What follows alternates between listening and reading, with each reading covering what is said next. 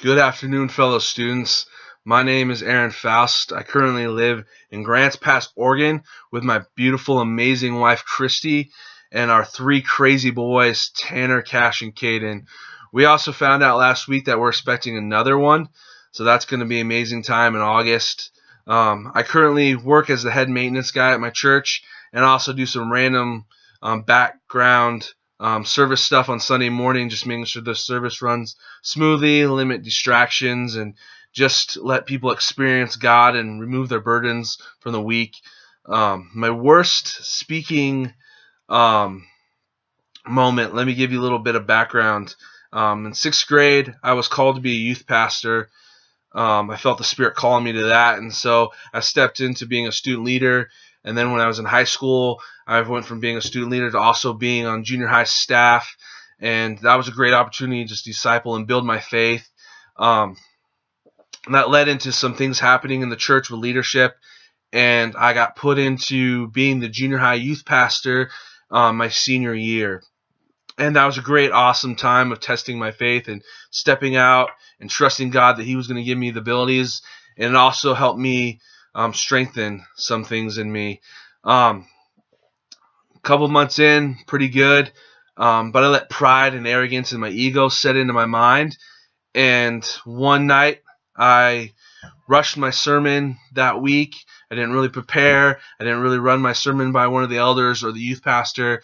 And all I can really remember is I said one of those masculine ego things, and it really upset the junior high girls and the staff, and it was just a terrible time. It really upset them, but God used that to give me the opportunity of how to communicate with upset parents, how to take criticism from elders and the leaders above me, and how to really just improve.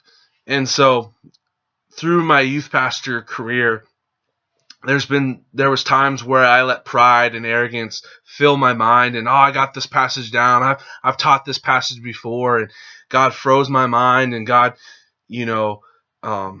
let my thoughts ramble like buckshot on a wall, and it just never really communicated well. It never went clearly. But then there was also times where it went well, and I humbled myself to the Spirit, and I humbled myself to God moving me that week, and my thoughts came clearly and hit the target and made kids confess sins and repent, and just you could feel the Spirit in the room. And so that's my experience with teaching publicly.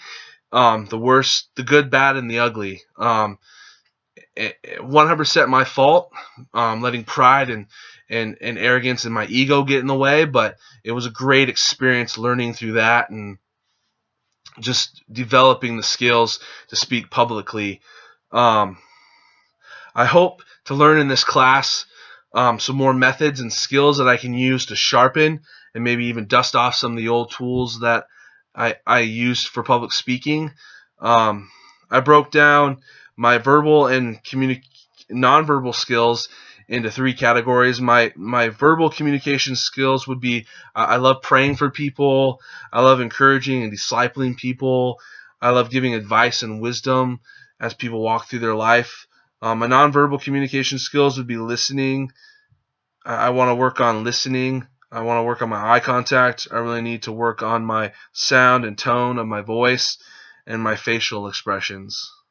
And so I hope to get to know you guys through these videos, and just good luck on this class, and just hope that God blesses our hard work and we see a great harvest of being able to step out and boldly share our faith.